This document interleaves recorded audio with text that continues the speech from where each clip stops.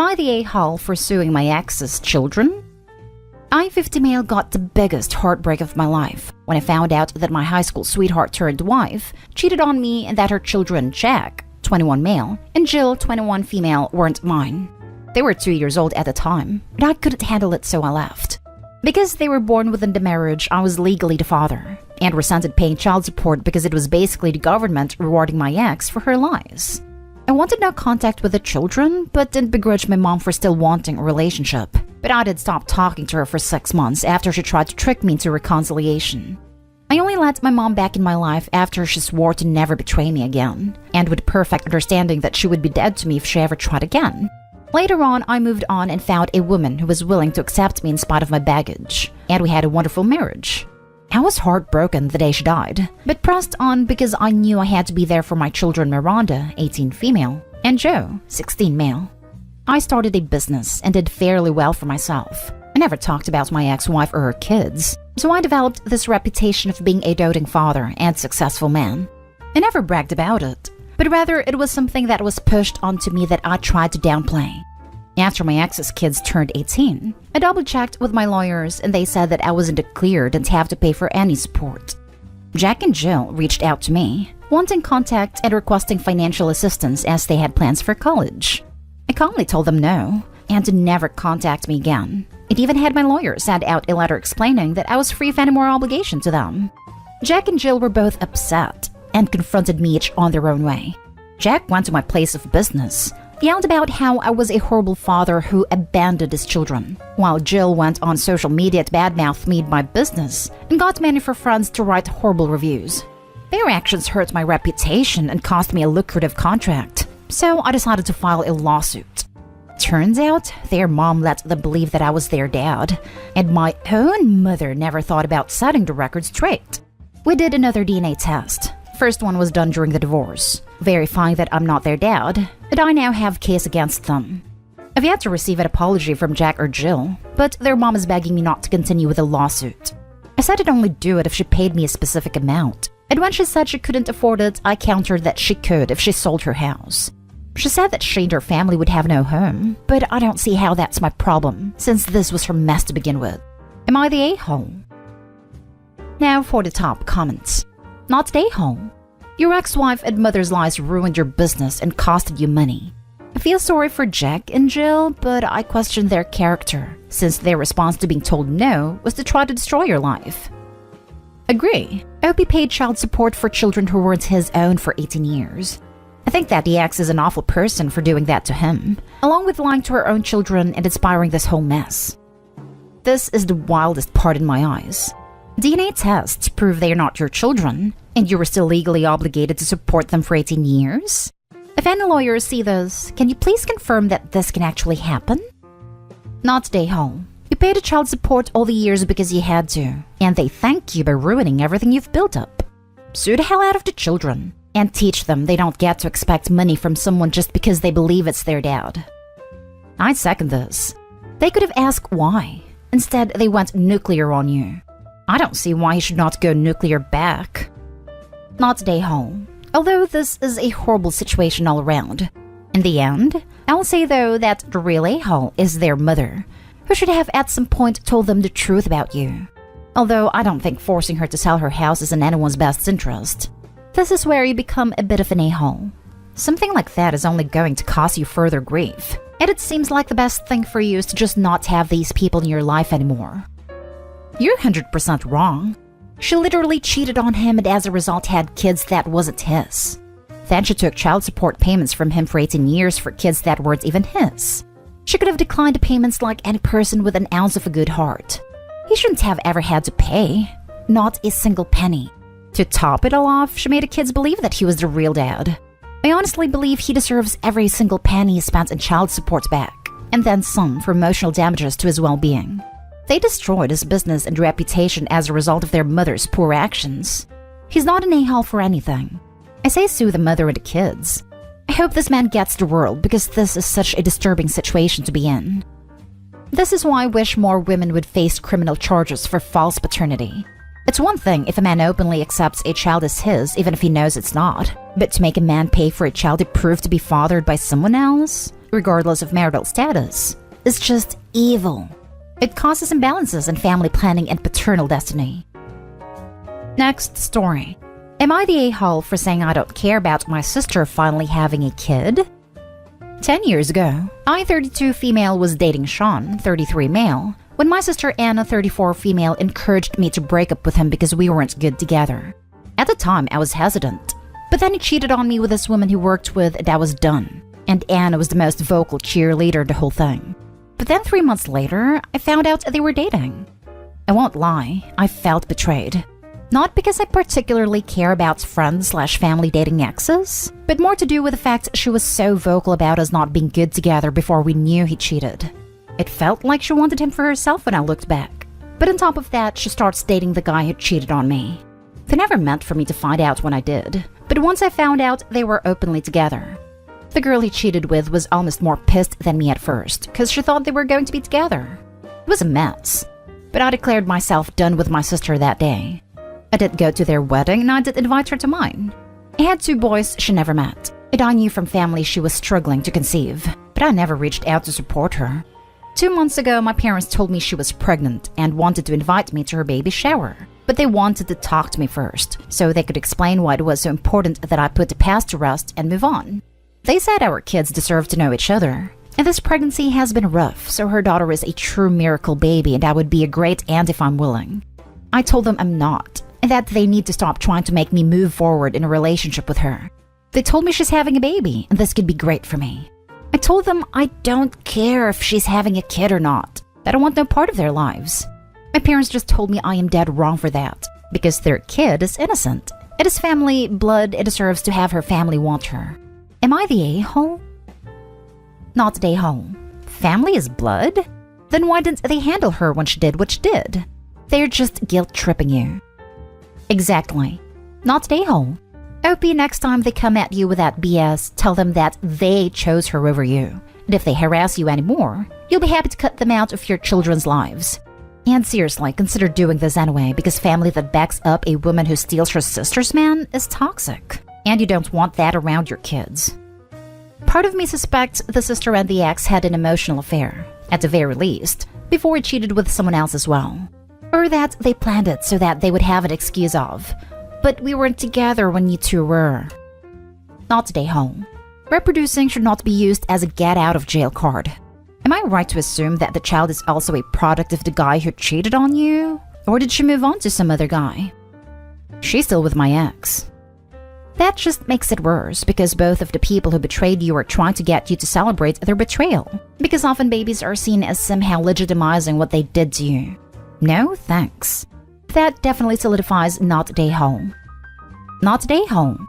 Innocent kids are everywhere. There isn't anything special about your sisters. Plus, you can't have a relationship with the kids without a healthy relationship with the parents. And that just doesn't sound like it is feasible. Given that you don't seem to be missing anything about not knowing their kids, I'd say keep on doing things your way. Next story is titled, Am I the a-hole for refusing to give my mom's engagement ring to my stepbrother because he's not family? My mom died when I, 27 male, was 9, and my dad got married some time after. His wife had 3 other kids, so it was definitely a major adjustment.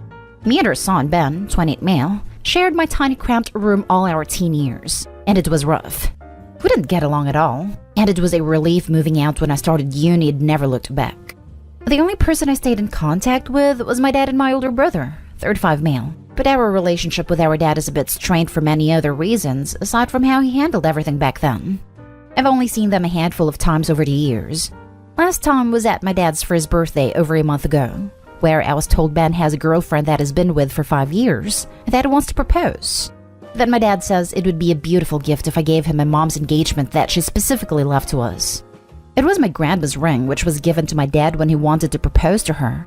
That's a thing my family's done, and so that's why he thinks it would be a nice thing to continue on since now he's ready to get married. I told them both no, not just because Ben isn't one of my mom's kids, but I want to keep the engagement ring to propose to a future girlfriend. My brother doesn't believe in getting married, so that's why the ring was passed to me. It was always meant to be used by one of us. I gave these reasons along with the fact it's part of a family tradition on my mom's side. Ben got pretty mad, and so did my dad, because he says Ben is my brother, therefore part of the family and the tradition. I said no, he's not. He is someone I had to be roommates with Tex as teenager, but we're not family. The story would be different if it was my brother who wanted to use it because we're actually family. My brother agreed with that too. My dad hasn't left me alone about it. Ben has only bothered me a few times about it, and so has my dad's wife. Basically, they think I'm being an a-hole. Since this would be a meaningful gift as a way for me to finally consider him my family, it is a nice tradition for the new generation. It is not like Ben is short on money to buy his own engagement ring. Seems to be that they really want to push this, because it's part of the tradition on my mom's side, which I don't get why he needs to be part of, much less take my mom's engagement ring. Am I the a-hole? Now for the comments. Not the a-hole. At all. Why do these people think they have a right to your property? Is he going to give it back if you wanted to get engaged someday? Let them start their own traditions. Maybe stepmother can give Ben her ring. Ben never had any relationship to Opie's mom. He didn't even know her. I find it so gross to take away the ring from somebody else's dead mother.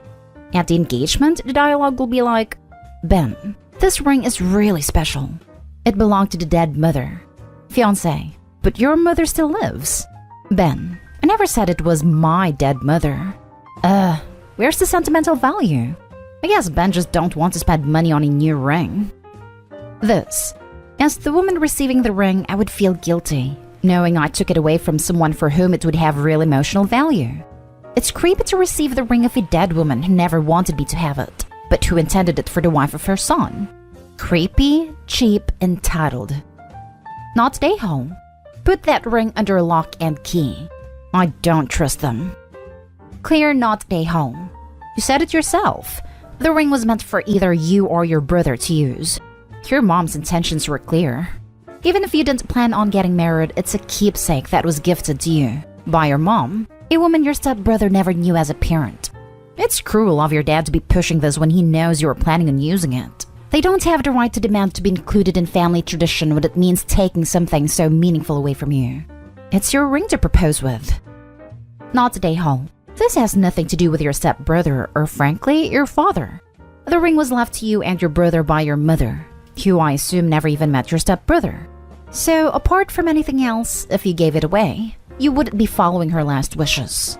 It's very weird how the rest of your family seem to think they can co-opt another family's traditions and possessions simply because your stepmother married your father, who wasn't even part of the family with the tradition until he married into it.